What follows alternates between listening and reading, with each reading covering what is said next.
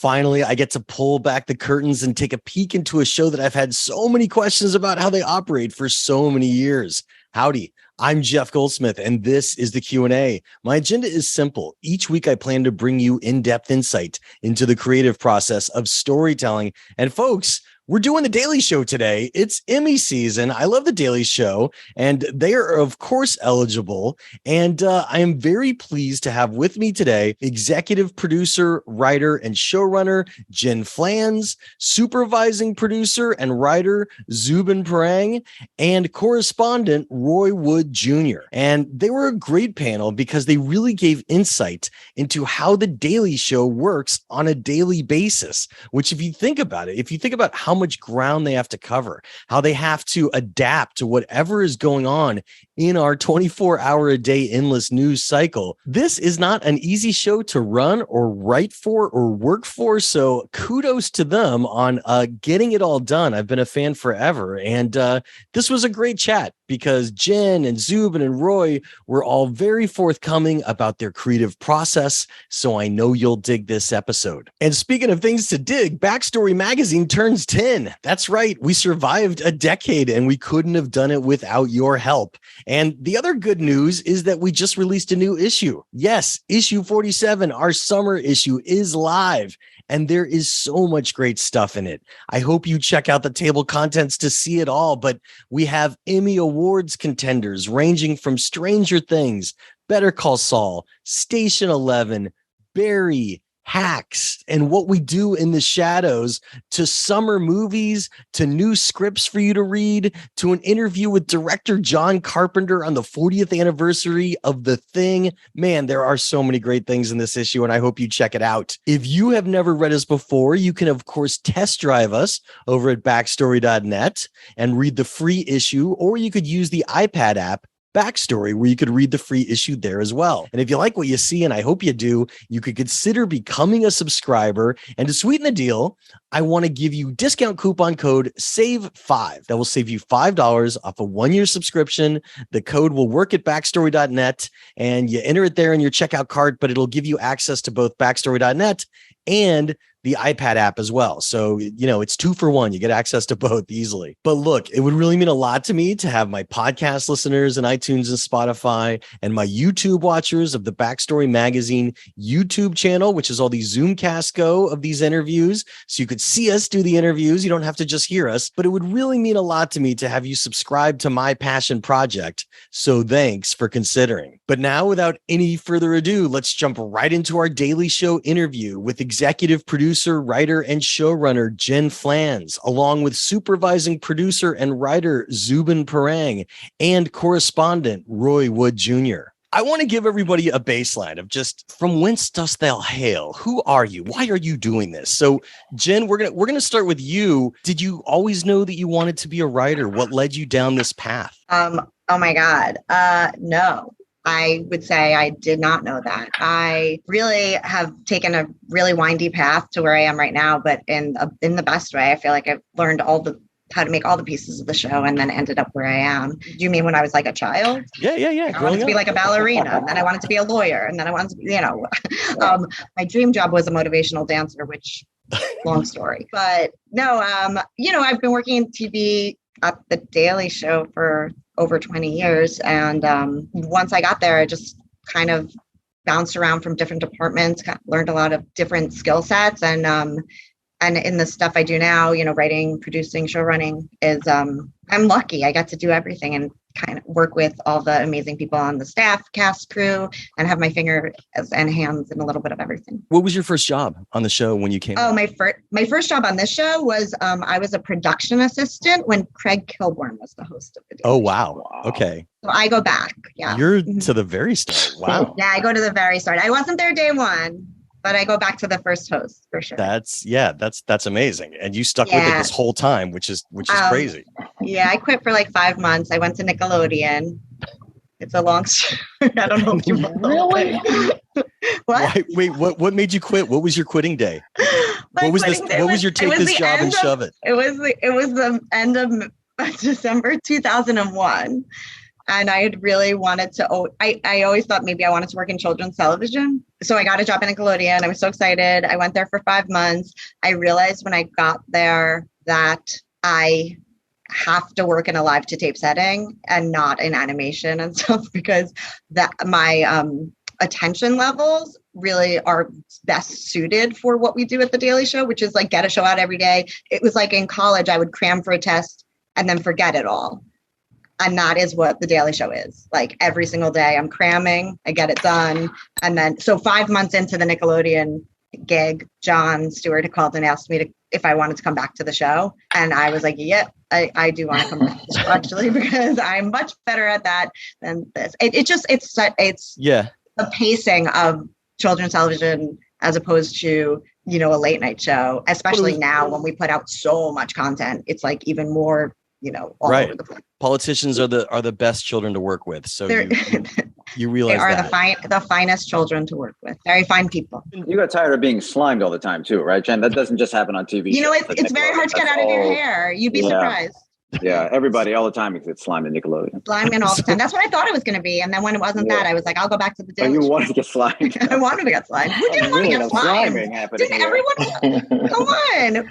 Everyone wanted to get slimed. I wanted the Nickelodeon toy run. And that was the one thing that I hated about when I first got the first Comedy Central project I ever did was Premium Blend in 2004, which officially made me ineligible for the Nickelodeon toy run. Right, because then you were in Viacom and you Viacom. I was also a 26-year-old man, Jen Flanz. I think that disqualified me too. That also is a problem, probably. If it had just said on your contract, on every page of your contract, just said this makes you ineligible for the toy run, you'd have been like, I can't sign this. I'd be like, okay, but what about Double Dare? Can I still do Double Dare? The classics. We're bringing up the classics. Zhubin, tell me, when did you know that you wanted to be a writer, and talk about your early days of getting on the show? Because I know you've been there a very long time as well. I've been not as long as Jen, but I'll be here, I think, 12 years coming up pretty soon. I also did not really intend to be a writer. I always liked doing comedy, and I did a lot of improv comedy and sketch comedy in high school and college. But I went to law school, and I was a lawyer in New York for a few years. Oh wow! It was terrible. It was I was a lawyer at one of these big large law firms in New York that you primarily are just representing companies trying to take money back from other companies or not get money lost to other companies. It's very soul crushing. And I wasn't very good at it. So I was very lucky that I started pursuing comedy at improv theaters and sketch theaters here in the city. And eventually one of the writers on The Daily Show, I became friends with her, and then she recommended me when The Daily Show was looking for writers. And I got lucky enough to have my submission accepted. And that was back in 2011. So I've been here since. It's a lot more fun than law school, and I'm hurting a lot fewer people by writing jokes instead of taking their money. So was your first job on the show as a writer? Was that where you started writing the writer's room? Yeah, I was hired to be a staff writer, and then when Trevor came, I became his first head writer, and then since then I become a producer and then a supervising producer. So I've been seeing Trevor from day one, and he rarely hits me, so I'm just staying. So Roy, as a correspondent, obviously you write as well. Talk about like your path leading here. I wouldn't say, well, I guess, how can I put it? The writers do the grocery shopping. And the correspondent's job is to come in the kitchen periodically and go, put a little bit more of that shit in there. All right, don't put as much. Give me a little bit of that. It'd really be nice. Can you add an orange? Like, that's my job, is to come in and just kind of season it to taste, if you will. For me, The Daily Show. I'm just going to point that out. He's being honest. Also, literally, he makes us do his lunches and dinners. Like, he makes us cook. A little more orange. I know. I heard it the other day. A little more orange. Flanz is probably the only one that can answer this. Am I the only correspondent to audition twice? Like, is there ever been anyone else who did not get it the first time they went out and then came back? I believe your coworker. I think there are people on the news team right now. Yeah, it's funny. It's like at different points we're looking for different things. I know because I watch all the tapes. But yeah, I came in. I think it was Steve Carell. So it was whenever Wyatt Sinek's first year was. I came in and I I was a road comic, and I just had a lot of bad performance habits. And I can go back and look at that time now and go like, oh, okay, yeah, I wouldn't have cast me for anything either. But, I was blessed to be able to do morning radio for, probably 12, 13 years. And the beauty of morning radio in any genre, it's literally conversations about what is happening today. And also I did it in Birmingham, which there was enough of a political influence in what's happening in Birmingham to where you could cover celebrity gossip, but it also might be some Trayvon Martin type situation going on in the city at any given time. So I had enough of that muscle got worked and worked and worked. And, when the time came and, Trevor came, when the rumor started that Trevor was taking over, my name kind of got thrown in the hat. At the time, I was doing a bunch of stuff on ESPN. And I would argue, honestly, that sports is more difficult to meld with comedy than politics. Because, 100%. I agree with that. Sports, there's so much more money involved from parties who don't want to be offended. Right. Whereas at least with politics, you can take your shots. But, if you're dealing with sports, it's much more difficult to crack fun at the team, the sponsors, the fan base, the ownership. Like you That's interesting. They're all landmines. I could think of, I guess the comedians I could think of that come to mind immediately would be the Sklar brothers. Because they do a lot of sports stuff. So but there's not a lot. But most of the Sklar brothers stuff was cataloged stuff from the 70s. Yeah. So you could kind of play around with that a little bit more. So, that year of doing stuff at ESPN and Fox Sports really gave me a great primer on how to avoid certain landmines and things like that. And so, my man Neil Brennan kind of threw my name in the hat, and that kind of helped get a little bit more wind behind myself to get the audition. And that was that. And the next thing I know, I'm at a Kinko's in West Village taping a Confederate flag to my forearm as part of my audition. He did wear it on his audition. It was so good. I got you the job. The Confederate flag. You thanked that flag. The fake Confederate flag tattoo. What do you think was different about your second audition that really locked it in? I was being myself and not pretending to be what I thought they wanted. Oh, okay. And I think great advice. That's the biggest thing is that I walked into the first audition doing my best impersonation of Ed Helms. It was like an Ed Helms, Rob Riggle. I was much bigger than what I am now, probably by about 50 pounds. So I was, if I'm husky black guy, maybe I can be the black Rob Riggle, pratfall. But that's not my persona. If you watch my stand-up, I don't move a lot. I'm lazy. I don't have that type of energy. So, I just came in with stories and topics that I was passionate about and things that I already had an opinion on. And ultimately, that's the job of the correspondent. And that's what Trevor wants. And that's what I feel like gives us, a bit of a one-up is that, our correspondence, it's the most diverse news show of all the political satire shows. And we all get to bring our own ingredients into the kitchen. Yeah. We're not here to just read somebody else's lines. It is legitimately, what does Roy specifically think about this? Not what's the best joke. It's what does Roy think? And what is that in relation to Dulce or Ronnie? And then once we have that together, then you can figure out who the best pairings are. And I think that's the cool thing about the show is that we're able to give America an opportunity to see themselves, to see their points of view represented in other facets other than just the host. The point that Roy brought up about, coming in and kind of doing an impression of a correspondent and then coming in and doing his own audition. It's like the role of correspondent on our show has changed so dramatically over the years, where it was originally like impersonating a newscaster, a local news reporter. And now the show is so much more based in who you are as a person. Like you have to come to the correspondent role with your own point of view. And in the auditions, by the time Roy auditioned the next time, we had kind of evolved to that thinking where it was, we don't just want a funny person that can play to cast in this part. We need somebody who's coming here with their own opinion and can, help push the show forward in that voice. And ping pong against Trevor's ideologies as well, because that's the thing that creates some degree. I think the other thing that's happened since the Daily Show, like 1.0 or 2.0 with John, is that debate culture is permeated into our news cycle and sports as well, and how we consume information. We consume information more often than not through observing a conversation about the information. It's not just the direct down the barrel delivery of the information. And so the other thing that's been cool in the evolution under Trevor, which wasn't even a thing when I started in 2015, is that there's so much more sketch content. There's so much more expansion content where we create stuff that's straight up not supposed to air on the show. And it does amazing online. And so I have to tip Trevor's hat to having this vision to basically having a show that's kind of modular in a way, but also kind of a dual, as they say in the business,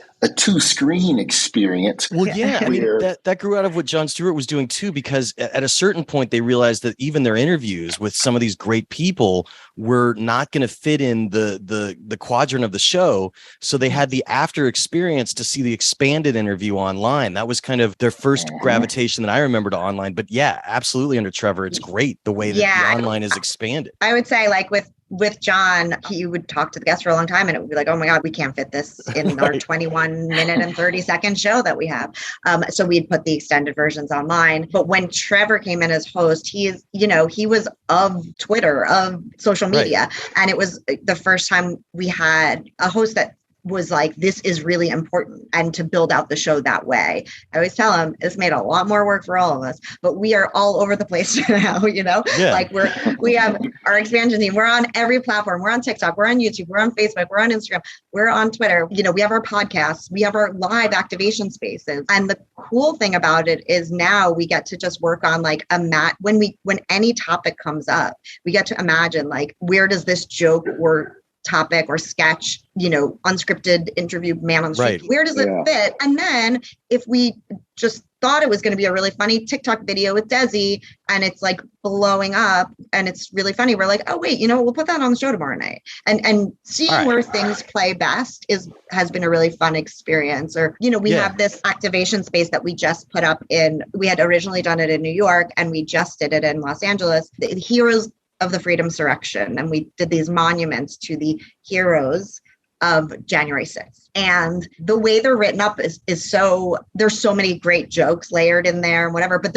it's not anything that you could have ever done on our linear program, because that's not how it reads. It's written specifically to be this like live experience. So it's a really fun challenge for us to just be able to create things for different spaces. But we're living in a world where there's almost too much content to consume. But actually, I was going to bring this up later, but since you're talking about it now, I think the benefit of what you have done at The Daily Show to expand across the different platforms actually gets people out of their bubbles, because there's some people that absolutely, like Red State folks is the example I'm using. They're not going to DVR The Daily Show no matter who's on it, but they might see a clip that's shared from either The Daily Show itself or one of the ancillary online only clips that you do. And it allows people to get out of their bubble because they have more of an opportunity to stumble across it. I can't imagine what that does for your writing team to have to manage a show and those other responsibilities as well. But I think it's actually been a really smart approach. Yeah, it's actually funny that you say that, because it's not just the different formats, but also Trevor is so able to talk about any topic, but also bring in other topics from more accessible topics. We had a very well received piece that he did where he was just talking about the Kim, Kanye, Pete Davidson drama that's happening. And Trevor just kind of used that as a way to talk about domestic abuse and the fear that brings. And even if you, for example, are like a stereotypical, strong conservative Trump supporter who would not necessarily agree with Trevor on everything, that is not an issue that if you see that Trevor Noah is talking about this, you're not going to be like, oh, I know I'm going to disagree with him. You'll probably click on that. And then you'll kind of see that Trevor's not any kind of like left-wing ogre that people might think he is, or you might hear from certain outlets that he is. And that's how you can kind of see more of Trevor than the very easy pigeonholing that occurs in a lot of our media right now, where everyone is immediately slotted into different aspects. So that format and that ability to just be like, hey, here's a quick video about Kim and Kanye, check it out if you want, is a real nice way for people to see like all these different sides of Trevor. It's exhausting, obviously, for everybody to produce this much content, but we look really tired. No, I would say, Zhub, to what you're speaking about, one of the things that plays online for both bubbles is Jordan Klepper's stuff.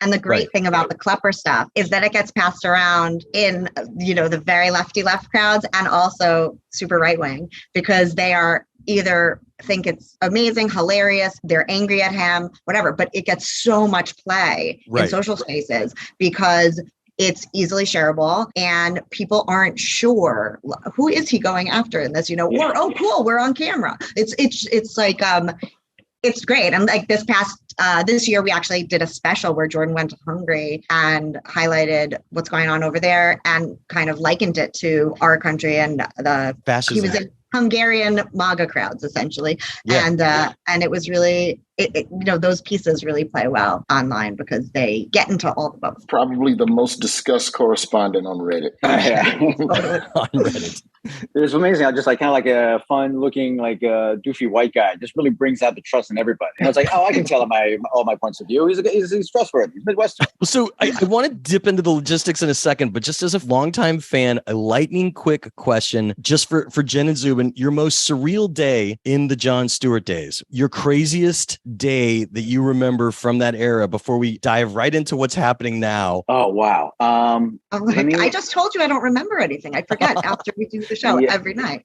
So she's taking the fifth. I'm kidding. I'm trying to think of something. I have one that I feel like is a personal kind of like victory story, but I feel like I'd be bragging if I told it, but I'll tell it. Anyway. It was the kind of thing where like John came in one day. We kind of had like an idea for the show already planned out, but he came in very hot because he had heard Dick Cheney talking on TV about how the Obama administration's entering into the Iran nuclear deal was strengthening Iran at the expense of the United States. And John was very livid about it and wanted to talk about, how Dick Cheney is actually the guy, if anybody, who has strengthened Iran at the expense of the United States with the invasion of Iraq and the destruction that led Iran to like be able to influence the Iraqi government more. But the challenge was like, how do we do that in a way that's not just John just ranting to camera for 8 minutes? How do we make that? And I had, maybe 20 minutes to like think of an idea. And I came up with this idea that was John actually interrogating Dick Cheney in the form of a balloon in a Columbo style, like who really is the guy who's the mole, Iran's mole in the United States government. And I pitched it and John loved it. And they took the idea and he did it, he did what Jon Stewart does, which just make it like a million times better. And it ended up being like, this is the kind of thing that like, as a writer, your job is to, especially for a late night writer, your job is to take a host's instincts and thoughts and to turn them into the funniest material that you can. And then, present it like a sacrifice gingerly to the host and hope they appreciate it. And that was one of those days where it felt like, wow, that was a, very difficult curveball to be thrown and I really like, I hit it well enough that he thought like, good job. And that probably shows me what a good writer I am, and that my pride and joy is for the host to be like, good job, Zhubin. I'm like, oh yes, this is all I wanted. Do you love or hate that part of the show though? Like, because there's days where we'll toil over a segment and tomorrow, this is the day that we're going to do it. Especially under Trump, when we were like down to like an 8-hour news cycle. Every day, yes. Whatever you prepped at 8 a.m., by the time rehearsal, like you would be in rehearsal and then everyone's phone would like, what did we do this time? Like, Jeff Sessions is out. We got to rewrite the show. Yeah. It's so fast, Jeff. You could not ask us that question about Trevor, because the Trump era, like every day was like the most surreal moment. It would be like an entire show, and then like 5 p.m. Yeah, it'd be like, oh, Trump backslapped the prime minister of Nicaragua, and now the entire, now that's the show, and it's like 5 o'clock. It's like we have a show in an hour. I guess that's the show now. That was exhausting. That was maybe the worst thing about Trump. I think we can all agree that was the worst thing. That was the worst. It was terrible for us. Writing. Everyone says he was great for comedy, but nobody knows about the workload and the distorted headlines. Nobody knows. I remember when Scaramucci got fired. Oh, so good. It happened at like 4:58. Yep. And I'm in the office, and so I share an office with Ronnie. And so I kind of have the gift of being able to go, hey, it's this, what do you think this is? And if it's a good argument between me and Ronnie, then it'll work on the show. So I start because I'm so keyed in on the news just happened, must pitch idea. And I hit send on the email, and then somebody replied, Roy, it's Friday, we're not on the air. We'll do this. That's funny. You're just in that zone. And then they quickly were like, how do we make this a Twitter joke? Let's put it on Expansion. Yes. And now under Like we still Biden, got a way to do it. Now, We can yeah. still do it. and God forbid with Joe Biden, news could last up to 36 hours. Oh my God, we could talk about this twice. It is refreshing to be able to write something 2 days in advance and still get it on the show. Well, so Jen, what was, just before we dig into the logistics, what was your most surrealistic Jon Stewart day? Honestly, I was there with him for 16 years. So there were so many days that were great. And I mean, the shows that I felt most invested in and like really were like surreal moments for me were with a panel of 9/11 first responders, where we talked about the Zadroga bill, and then it got passed shortly thereafter. And just John coming to me in the morning and being like, I really want to get these guys, like, I really want to do this. And meeting the guys and booking them and prepping them for the interview. And we had never done a panel of experts before or anything.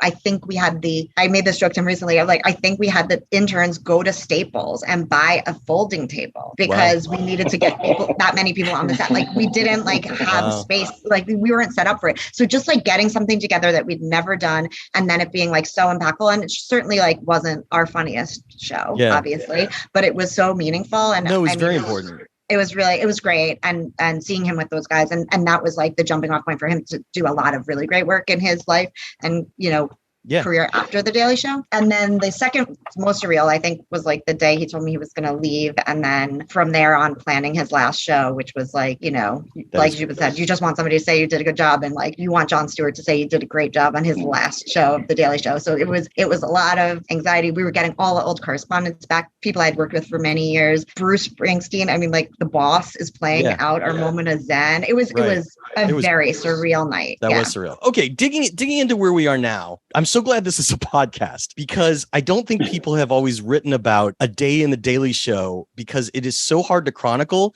and takes so much time that no outlet would have the room. But we are going to go through a day in the Daily Show right now, logistically. I'm not trying to traumatize you, so please calm down. But so I want to hear from beginning to end because there's a few pieces that we all know. There's usually an interview with somebody. So the staff has helped prep questions. I would assume with Trevor. There's usually a segment that's either evergreen or is being done live based on a breaking story. And there's room for some other flexibility. What's different, in my opinion, about a show like this, because it has such high political context, is that you're partially educating while also using satire to draw laughs. So it has this thing that makes people really invest in it, which I see is great. But you also really need to be able to have them get into your geeky jokes about things in politics that aren't just making fun of the personal mannerisms, sometimes the catch-22s of the system. So start us off morning to evening, how it goes to get a Daily Show together and how sometimes breaking news could crash everything and make you save something for tomorrow or scratch something completely. I mean, I'm just going to start off and then let everybody else fill in. But the crazy thing about the Daily Show and why nobody's ever written what the Daily Show is a day, start to finish, is because there's like 5 shows being produced at the same time. Mm-hmm. There's multiple departments that are working in tandem to get the final product on the air. Right. And that's the hard part of describing a day because like Roy, Zhubin, and I all have our hands in multiple different parts of the show while still working on the day of headlines, while still working on the package segments, which is either like a sketch or a pre-tape traditional field piece, unscripted man on the street bit, while also booking the guests and prepping guest questions and prepping the guest segment, while also worrying about like our expansion, what's going out on our Twitter and TikTok and whatever. So it is like all of these, and by the way, our deep dive team who's like talking about microaggressions in the workplace and prepping a piece for 2 weeks from now. Right. That's going to be a headline for Trevor at the Desk. So there's just so many things going on at the same time. It makes it almost impossible. And that's, by the way, all that is before taping, before we like get into the studio, talk about the crew, block, set, get our audience in. So talking about the day at the Daily Show is nearly impossible. Well, at what point in the day is a script done? How about that as a question? When do you have to lock your script? Usually the way the fact that we begin the day always having like a bank of scripts that have been like written because writers have pitched ideas, correspondents have pitched ideas, deep dive team or packages, and then we've taken those ideas, we've edited them over the course of the day. So usually we have a bank of segments and pieces that are like available. In the morning, we will get on with Trevor either like in a meeting or, with writers or with a smaller group, depending on the day. And we'll just talk with Trevor about what he wants to talk about. We'll kind of go over the major stories with him. And he will tell us because fundamentally the show is his opinion, his thoughts, what he thinks is important, what he thinks is funny to talk about. We'll get his ideas about what he wants to talk about that day. We'll talk about it. We'll say like what we want to talk about, what he thinks about what we want to talk about. And we'll end up with an idea basically of what the major script is going to look like. What are the stories we're going to talk about? What's Trevor's thoughts on the stories? What Trevor's like the jokes he likes the most? Then once we do that, we turn to our writers and say, what do you think about these stories? What perspectives do you have that are not the same as Trevor's perspectives? Because that's another big thing that Roy was talking about. If someone has a different idea or a different opinion than Trevor, we will incorporate it into the script. And we will either, a correspondent will make that point, or Trevor himself will bring it up and say, some people think this, because Trevor wants to tell a story. Then we'll have writers throw in their jokes, their ideas, their thoughts. Then we will basically use that to write up a rehearsal script, and all this is done in about, I would say, 3 hours or so, from like roughly 9:30 to 12:30. The script then has to be locked so that production can take over, graphics, editing, they can do the mock-ups, they can cut the rolls. We're also conversing with them the entire time through this and seeing if they think, they could do this, they could do that. And our teams are, we did a thing yesterday where we were like, can we have Trevor be a COVID virus, but also like be holding up a phone so he can like call his boys about how he got into Dr. Fauci's bloodstream? And they're always like, yeah, we can do that. So it's like, great. They've never, they've never said no to us, which is very bad for us as writers, because we're like, oh, anything can be done. The script is then locked. At that time, then we turn our attention to like other stories that could be done the next day. What can be... Sorry to interrupt. What time do you think the script is locked by then? We get it to our script supervisor at 1:45. Really? That early in the day? Well, it's not. That doesn't mean it's locked. That means our rehearsal script. Okay. We then go to rehearsal at usually around like 3-ish, 3:30-ish. After rehearsal, depending, the dream. Depending. Trevor does the jokes to a studio, which is mostly like, the whoever is available, the writers, the producers, whoever can come down. Then based on like how he feels those jokes went, how he feels the structure went, we'll go into a rewrite room for another hour or so, and then really just get down word by word what the script is going to be. And by that point, we've had enough time with the script that Trevor has like a sense of like, this joke will work, we need to talk about this after this. And that just really relies on his own sense, just honed after, decades and decades of stand-up of like what the audience is ready to hear when they're ready to hear it. So at that point, it's really more fine tuning. And then we tape, roughly 5:30, and then that's it. And then whether you like it or not, it's done. Here's two things that have always fascinated me that are tools that you use. And you brought it up a second ago. Sometimes, and of course the writing is great from beginning to end on the show, but sometimes some of your biggest laughs really can be one of those photoshopped headlines, right? Mm-hmm. That you were talking about with special effects, or something like you said, Trevor's a pirate, or a perfectly timed clip from the past. And I am so curious, because I have been curious for years. Somehow you were always able to find the most perfect clip, even if it's 10, 20, or 30 years ago. Is there a crazy library you're using? Is there an index you have? How does that work for some of those retro? Don't tell them the secrets. Secret sauce, Yeah, we have a phenomenal team of studio producers who have like decades of experience, and they just remember clips. We have a supervising, like Rain Man style. They remember clips. Like there really isn't. Honestly, they remember, or they'll be like, I think somebody like this said this, and their search abilities are they're just so proficient at searching. If any of us have an inkling, we're like, we think Obama said this in 2008. Like, can somebody? So you don't have an internal library of transcripts of speeches that you're going through and searching words of. You're just literally using Google or YouTube. No, I mean, we use like LexisNexis, but like higher, like a little bit better than Google, but like pretty much Google, it's like. No, that's amazing. I always thought that there was like a library of transcribed speeches from closed captioning. Yeah, but I would say back in the day we did, because listen, the internet wasn't as much of a thing when I started the Daily Show. Yeah. So yes, there was a time when we had a tape library, and like we'd have like a Bush speech. And we'd be like, oh, this seems like a really important speech. We should keep it. We should keep it in our tape library. And we'd like keep that tape, like physically in a tape library. And we'd have to like be like, oh, I think he said that. And somebody go find the tape. And we'd have our interns transcribe and have logs of speeches. Right. That's what I thought. Now, there are companies now that do that. Yeah, that makes sense. We no longer do that. But we used to do it. Even with those companies, you still have to know what was said and what happened when. Right. I'm a weird basic. Sports is the only way I can really parallel it. You have to be enough of a fan of the thing to remember the game from 10 years ago where the guy slid weird, or the time Randy Johnson killed a pigeon with a fastball. That is a true thing that happened. I know, like, does anyone forget that one? Nobody forgets. Yeah, but you can't just type in baseball crazy thing and then look at you have to know you're looking for the Obama thing when Trump said the thing that matched what Obama said about that policy point. You have to have someone on the team who knows a lot of, and we have those types of people on the staff who just, I remember that. No, that's great. I mean, it's nerds. Exactly. A lot of nerds on the daily show. A lot of nerds. You've always done it perfectly, and it's always amazed me. And the graphics that come up sometimes, and the special effects you're able to pull off, honestly, in the course of a day, for those last minute things, are really impressive. Our graphics team is incredible. They also, besides just being incredible artists, they all have like a really good sense of humor. And actually, when we're looking for graphics artists, it's really hard to find people who are a perfect fit for the show, because they're so funny that they'll see a joke written by a writer and then take it and do their visual version of it. And it's many times the writers come up to me and they're like, that was even better than I could have, they made it so much funnier. And it is like that collaborative thing where a writer has like an idea of what they might want, but then seeing an artist who has like these amazing skill sets, but also a really great sense of humor, taking it to that next level is why the show's so good. It's just like so collaborative. Now you're on television, so of course you're dealing with standards and practices. You have time problems.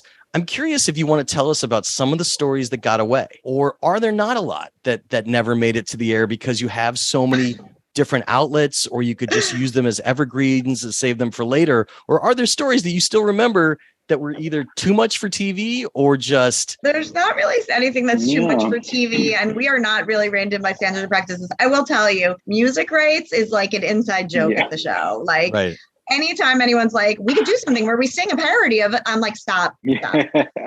Guys. Oh, yeah, I remember. How much is this going to cost us? Is this a good enough idea to even go down the road of looking into this? Like, poor one of our producers, Jocelyn Connie, is like constantly like in contact with practices and about like if we can license a song. And it just like, everybody, we're a staff that loves music. So these pitches come up a lot. And I feel like we are constantly just killing dreams over there with music. Yeah.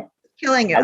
I would say the one thing that really pushes things off of the show script is when there's a tonal shift in the country. And so when, we are comedy first, but I think the thing that we have to be in tune with is when people are when the country is in a period of healing. And it's a shame to say that it's kind of cyclical now, that we have enough of an instinct to know, okay, people are angry. These are bunch of shootings or whatever it is, the humor has to come from a different place. And you may have already had something locked and loaded in the chamber that is completely tone deaf. I remember flying to Iowa for a Democratic caucus. Was it a caucus? One of them, whatever. Something. Yeah.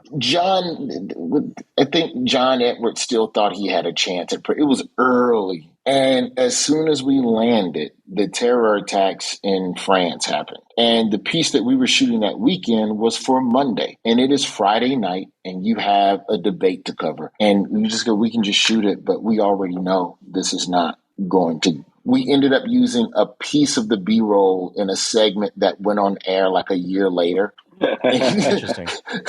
But that's just what it is, because again, that 12-hour news cycle now, you can't really do anything that is out of touch. I think that's the worst thing you can be when it comes to comedy. To me, that's worse than not being funny, is being out of touch and not being in tune with people. Yeah. Ooh, hey kids, I'm jumping in really quick to remind you that Backstory just turned 10. That's right. We've made it a decade. We're here. We've survived, and we couldn't have done it without your help. And, we want to keep doing it. So your support means everything to us. And now is a perfect time to subscribe, because we just released our big summer issue. That's right. We have Emmy contenders ranging from Stranger Things, Barry, Better Call Saul, What We Do in the Shadows, Station 11, and Hacks. We also have summer movies. We have an interview with actor Glenn Powell, who plays Hangman in Top Gun Maverick. We have John Carpenter, the director of The Thing, on its 40th anniversary. Looking back, there are so many great articles to read in Backstories. Huge summer issue. There's also scripts to read. I know you'll dig it. If you've never read us before, you could, of course, test drive us by reading the free issue, which you could find at backstory.net on a desktop or laptop, or via our iPad app, Backstory. And look, after you check us out and test drive us, I hope you'll consider becoming a subscriber. And just to sweeten the deal, I want to offer you discount coupon code SAVE5. That's SAVE and the number 5, and that will save you $5 off a 1-year subscription. All you got to do is enter that code at backstory.net, and it'll get you access to both the iPad login and over at backstory.net on a desktop or laptop as well. Look, it would really mean a lot to me to have my podcast listeners and iTunes and Spotify and my YouTube watchers of all these Zoom casts. That's right. You could watch us do these interviews because they were Zooms that I've put on YouTube on the Backstory Magazine YouTube page. It would really mean a lot to me to have you support my passion project. So thanks for considering becoming a subscriber. But now, without any further ado, let's jump right back into our conversation during the Emmy Awards season with Jen Flanz, Zhubin Parang, and Roy Wood Jr. I think you just reminded me of one really specific example of it that's like that, where we were in Ohio for the RNC and we did shows Tuesday to Friday. Yeah, so we were covering it the day so. after the convention. It was the Friday show, and we were going to do a show that was like looking back at the RNC and looking ahead to the DNC, which was the next week. And there was a police shooting, and Trevor was like, no, we have to do this. Like, this is what I want to cover. And it was just like, okay. And usually the end of our road shows, like there's like a big production and like probably something that's been in the edit for weeks. And it was just like, yeah, no, we got to talk about what's happening in the country right now, and people don't care about this political stuff today. Like, this is what people care about. And so that, like Roy said, like just being in touch with the tone of the country or the tone of what our viewers are feeling is so important. And that does bump things sometimes. Not more than legal or anything. It's more like what do we want to talk about? I remember that was a big moment of Trevor really just saying, like, I don't want to talk. I know we're here, but I don't want to talk about that. I'm trying to think. I do so know funny. that I'm trying to remember who was shot, but there's been so many shootings. I can't remember who was shot. And there was one instance in Montana when I went to a pro-gun rally where guns weren't allowed. And I had an idea to do something that kind of, it had the potential to escalate the situation.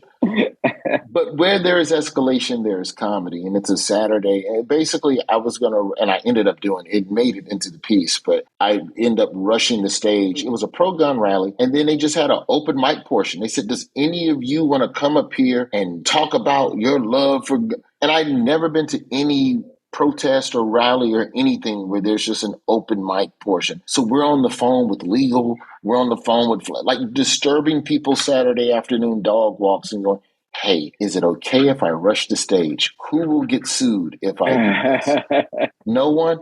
Cool. We'll call you right back. So I think more often than not, if it's something that's going to get pulled from the show, it's for legal reasons. But, again, that's just a testament to all the correspondence and that everybody's able to kind of figure out what's the risk that I want to take and how to be able to get out in the field and show America from a different prism. Because ultimately, that's the job as a correspondent. I call it high tide, low tide.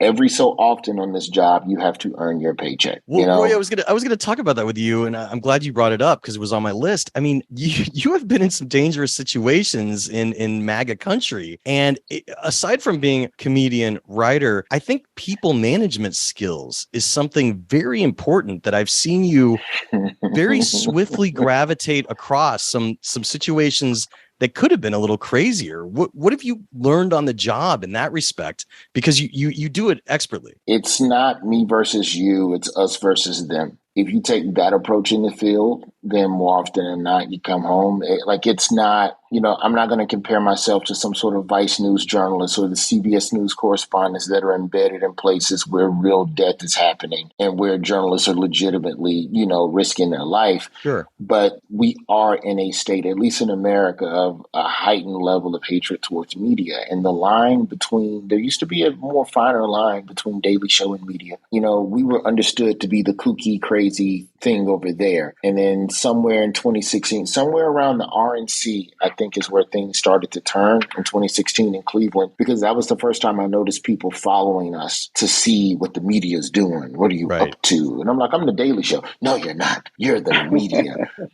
And the thing that I've always found, and again, there's so many things that I do behaviorally with this show that are just stolen from Trevor's playbook of just engaging people. Most of these people that are following you around and talking crazy, no one's ever just turned around and just going, hey, talk to me, tell me whatever. Right. What is it you're dealing with? And I think that's part of the secret of Klepper, is that Klepper is legitimately just asking honest questions. Like, we're never out. That's the other thing. We're not out to get you and create a gotcha moment.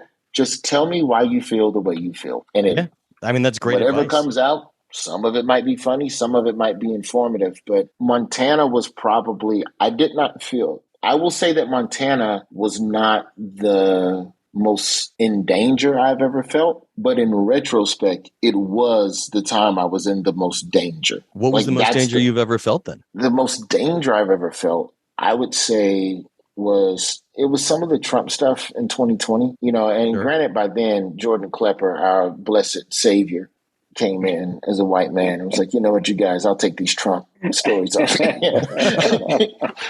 But there's just certain men on the street and things that we've done where I'm like, okay, let's watch this guy. Or, my strategy is always, if I deem you to be behaving socially awkward within the perimeter of what we're doing, I'm coming straight to you and I'm talking to you.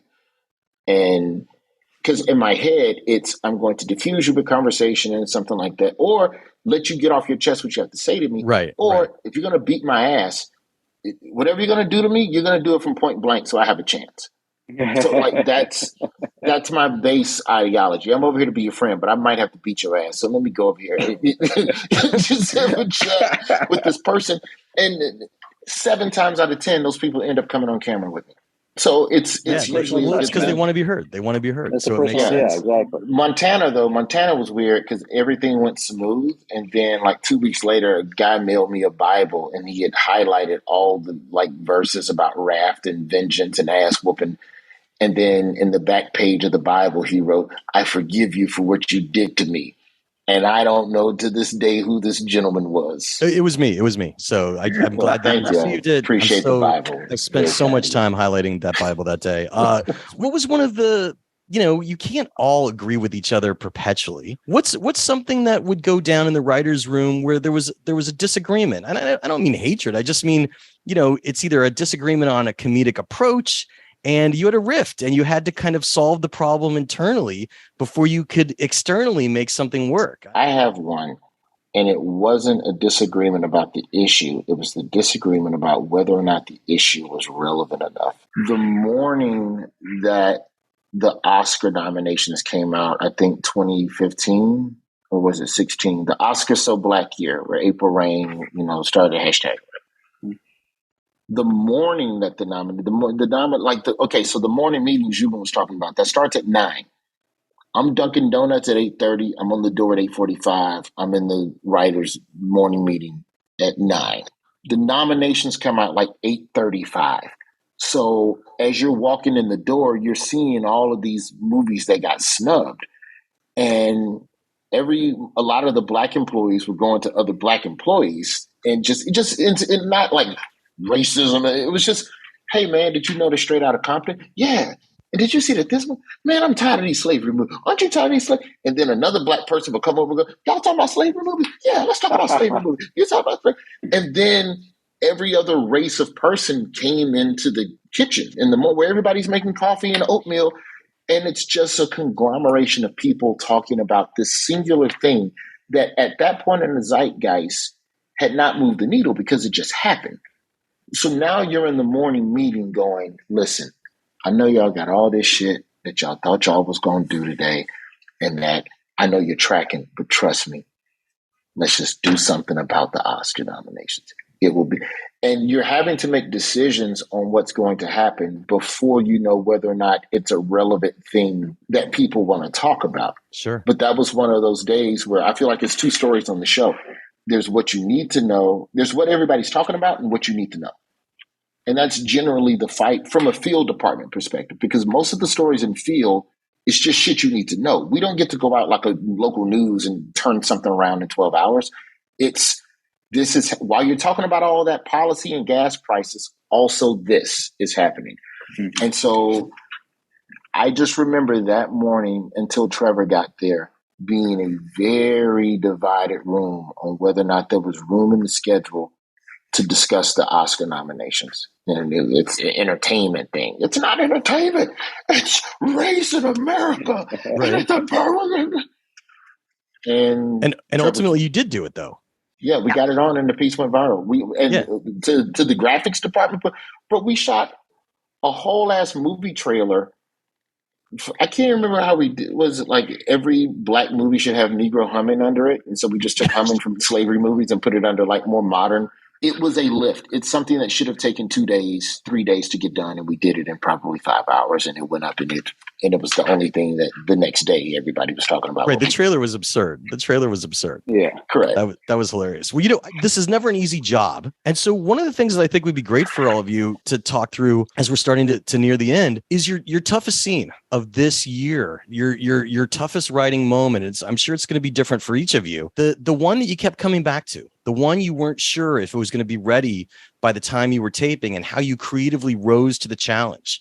And by the way, Roy, in your case, if it was, being out in the field on a segment too. So what's the one that really kept you awake at night the night before and you kept coming back to over and over again? And how did you get there? No pressure whatsoever on Zhubin, because we're going to make you start. With me, it's always the many episodes that occur after a mass shooting that always require us to once again plumb the depths of everyone's grief and shock and resignation, and try to find something that's both new or at least interesting to say. And I think with this latest one with Uvalde, I feel like that Trevor always has a thought that is always worth considering, because it always cuts against what the kind of very, but at this point, well-rutted lanes are. And the thing he wanted to talk about was how, because everyone at the time was talking about the horror of yet again, someone just buying a gun and going, illegally buying a gun and going that day to kill children. And this new fresh horror of police officers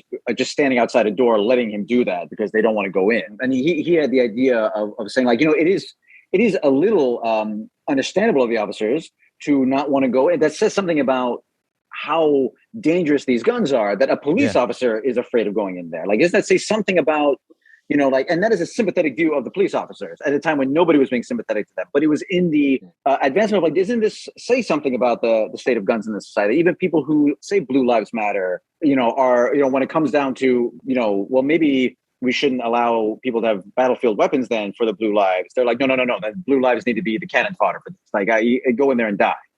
And that I think I remember thinking that is something that is at least interesting. It's not something that everybody, immediately goes to. It cuts across the traditional lanes of what everybody is very understandably but predictably going to be talking about in the wake of these things. My standard for these kinds of conversations is, was there at least something interesting to say? And we did at that time. And I feel like that was worth going through this process yet again of talking about another mass shooting in America to at least say that. So that was, I think, something this year that I felt like was worth. That is something. Well, at least we rose to the occasion in the very broadest sense. Jen, yeah, I'm with Zhubin. The national tragedies are just you're like, oh God, especially American. How are we gonna? It's always the same national tragedy, It's just, how are we going to cover this and say anything that's worth saying, and we're a comedy show at the heart of it, but what, Roy brought up before, but you still want to be totally accurate. And also we're people that go to work together and are sad when things like that happen. And it's hard. And I would say for me, this is probably going to sound really stereotypical, but the day that it leaked that the Roe v. Wade was maybe going to be overturned, I was getting a million texts and slacks from our female staff So, how are we going to cover this? I have a pitch for Desi? I have a pitch, like just wanting to say something on the show. And with that, besides just personally being like, this is nuts, where do I live? Wanting to make sure that we can deliver to our staff members and our audience what they're feeling and really like make it into something that is cathartic for people. That was one of the most staff response nights that I've had. And to be able to like say something that made people feel like their point of view got out there, their fear got out there. I know Desi herself was really invested in making sure we said something on the show that reflected what a lot of people were feeling. So that morning, just being able to make sure that I conveyed to Trevor, hey, this is a really big deal. And this is something that like specifically, you know, we have so many different points of view, race, gender, socioeconomic status in the room, you know, in our writing, producing bag of, you know, points of view. This is the reason we have that. Here's the day. This, you know, this is the day. This is not, you know, and Trevor is so quick to be like, yes, what are you guys feeling? Like, how do we get that on the show? And just, you know, having Desi have a conversation with Trevor that night about it, where the weather map behind her, she, you know, her beat right now is joking about she's doing the weather and she's obviously careless and never does the weather. And the whole weather map behind her has all these states on fire that are about to lose their, you know, women's reproductive rights. It just like spoke to a lot of our viewers. And even more than that, I felt like we delivered to the staff, you know, on the point of view that they were bringing. Well, and that's the fine line that you walk on the show, in which you're gravitating between true political commentary and also satire and comment. So knowing how much you could joke about something like that, which is, you know, something that we've been, you know, fearing for decades. Totally. And also like making sure that we're still making that funny, you know, and not becoming like a preachy, like there's a lot of the day that's spent going, but is this, you know, I know that's how we feel. How do we make it funny? You know? Right. And that's the great thing also about working at the show, is just being able to say the darkest jokes and, oh God, no, that's too far. Guys, we went too far. Forget it. Go back. Let's find the, you know, okay, this sounds too righteous and this sounds way too dark. So like where can we meet in the middle and make sure that we're laughing while still, you know, putting our point of view out there. Roy, your toughest segment in the last year, the one that you really were kind of sweating until it came together. To Flanz's point, it's also what makes it funny. Correspondents the field department is a little different in that our battle is a field piece can really only accomplish one of two things in the time you have. How did this problem happen? Or what is the solution to this problem? You cannot do both.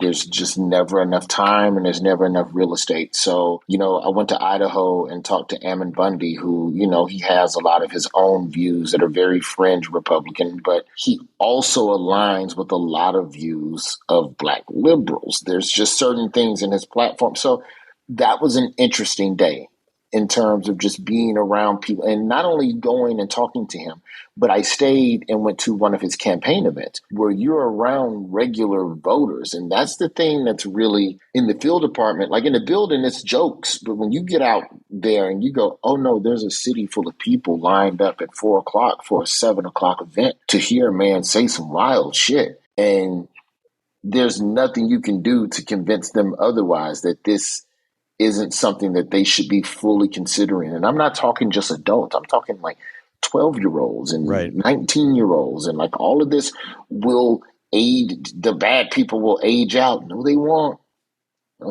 I've seen them. You know, that's the biggest issue in field. We just did a piece about gentrification in Brooklyn. Pretty clear cut. Talk to the Black people who won't leave.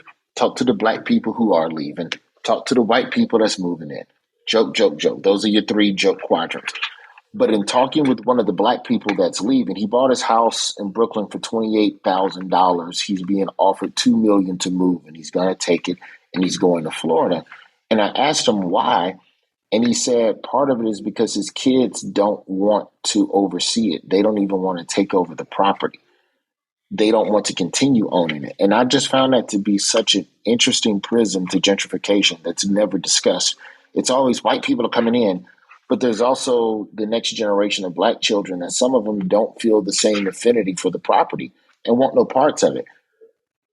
But you only got 4.5 minutes, dog. And also that part of the story is really sad. That's really sad. And then you cannot talk about this man's son not wanting the property without going and talking to the son. That ain't fair to the son. So now you're getting into it, and now I'm a CBS correspondent at that point, Right? And you can't go there. So that's the part that's really frustrating for me. So was that completely cut? Is that what happened to you? You just had to cut it? You just can only focus on what is the problem. The problem is white people are moving in and Black people are moving out. You do not have time to explore why Black people choose to sell. Could that ever be something that could go in one of your ancillary platforms? Absolutely. Maybe, okay, because that would be Beyond the Scenes podcast. I was just going to say that's a great plug for our Beyond the Scenes podcast, where Roy talks to different people on the show about segments that we've done on the show and goes more in depth into them, and that is certainly something that's one that's racked up for season 2, because that's one, and because Beyond the Scenes, because it's in podcast form, it can be a little bit more conversational. We're able to get a little deeper. Like we just had a conversation with a doctor in Texas who performs abortions that we could have never had as a field piece. She could have been a guest with Trevor. Now that's the other thing that happens sometimes. They're like, ooh, this shit too serious. Trevor, would you mind talking to this person? Yeah. Sure. I have to do jokes, sir. Well, so that's true. Look, I love the current season. And just before we wrap up, I'm curious, do any of you have time for other projects? Have you written a screenplay or fictional TV show that you're working on outside of the Daily Show's purview? I mean, Roy's the busiest man I call him the busiest man in show business. So. Yeah, there's a couple scripts, but I'd say the main thing I'm doing in September, I'm in the new Fletch movie with John Hamm. I'm co-starring in Confess Fletch. So thanks to the Daily Show for giving me a little bit of time off. That was the one advantage to being remote during COVID, is that you were kind of able to steal an extra day or two and talk to the director, because when we were remote, we didn't even get into how we were flipping that shit, and we were the first ones back on the air. Like the city shut down, and 2 weeks later, we can't explain it because we don't know what we did, because we just started doing it. Like there was no strategy. Trevor just said send it. Like literally every correspondent was at home, and then just a webcam just came to your door. It was just not FedEx, like a Daily Show employee hand delivering webcams and LED lights. And so not to your hands, to leave it outside your door so that you can then get it, no contact. Right. Correct. But I knew on those days I have to shoot by noon, because each correspondent has varying internet speed. So you need an hour to upload, they need an hour to download, you got to edit. So I was able to you could go to a film director and go, hey man, anytime after 2:30, I'm all yours. And it gave me a little bit of flexibility to be able to do a little bit of stuff. And Fletch is one of those things. That's great. I can't wait for that. Zhubin, anything you want to tell us about? I've been playing a lot of Elden Ring recently. Pretty good. Got up to on Journey 2. There you go. Level 1. Zhubin just had a second child, so you're doing that. That is true. That's really more my extracurricular project is having to level 2 dad. You're not sleeping. Yeah, level 2. Yeah. I got no time for anything but them. Yeah. So doing anything I can to not be in the house to get work on my side project. So there you go. Jen, anything you want to tell us about? No, my life is completely consumed. That's what I thought. No, I'm kidding. I mean, I have some stuff that I write with a friend of mine who actually works on the show as well, but we have some outside projects, and then I squeeze that in when I can find time, and just making, I think since the pandemic, like not that it's over, but the height of it and being trapped inside, like I've been trying to take time to just be social and see my family and my friends more than probably anything. And I should probably get a little more productive in my own creative projects, but it's just been such a nice thing to be able to hang out with people again that I have really let myself go creatively. Well, look, I'm a longtime fan. I absolutely love the show, and this season was another great season. Jen, Zhubin, Roy, thank you so much for your time today. Absolutely. Thank you. Yeah, thanks for having us. And that's how the Q&A went down. Special thanks again to executive producer, writer, and showrunner Jen Flanz, supervising producer and writer Zhubin, and correspondent Roy Wood Jr. for being so generous with their time in chatting about The Daily Show, which is eligible for Emmys in all the proper categories. Of course, while you're surfing around online, I hope you also check out Backstory Magazine. We just turned 10, folks. We lasted a decade, and we couldn't have done it without your support. And we just published our huge summer issue. It has Emmy contenders ranging from Stranger Things, Barry, Better Call Saul, Hacks, What We Do in the Shadows, and Station 11. We have actor Glenn Powell, who plays Hangman in Top Gun Maverick, talking about what it was like to be in that incredible film and his process. And, you know, he's also a screenwriter. There's scripts to read in Backstory. There's also an interview with director John Carpenter on the 40th anniversary of The Thing. There's so many great pieces in our summer issue, and we're continuing to add to it. So it would be fantastic to have you as a subscriber. And of course, to sweeten the deal, if you want to subscribe now, you could use discount coupon code SAVE5. That's SAVE and the number 5, and that will save you $5 off a 1-year subscription to Backstory. You just enter that code into the shopping cart at backstory.net, and it will give you access to both the iPad app and the website. So look, it would really mean a lot to me to have my podcast listeners and iTunes and Spotify and my YouTube watchers of the Backstory Magazine YouTube page, which is where all these Zoomcasts go. That's right. These are Zoom interviews. So you could watch us have these discussions on the Backstory Magazine YouTube page. It would really mean a lot to me to have you consider supporting my passion project. So thanks for considering becoming a subscriber. The Q&A with Jeff Goldsmith podcast is a copyright of Unlikely Films Incorporated in 2022. All rights reserved. Folks, if you want to find me on social media, you could always find me as Yo Goldsmith on Twitter or Backstory_mag on Twitter. You could also find those same accounts on Instagram. So Yo Goldsmith on Instagram or Backstory_mag on Instagram. You could check out our Facebook fan page, or you could even send us an email at backstoryletters@gmail.com. That inbox gets a little cluttered sometimes, so I apologize if I don't respond immediately, but I love hearing what folks have to say, and I promise you I will do my darndest to get to your message. I'm Jeff Goldsmith, the publisher of Backstory Magazine and the host of the Q&A, thanking you for tuning in and telling you to stay out of trouble. Till next week.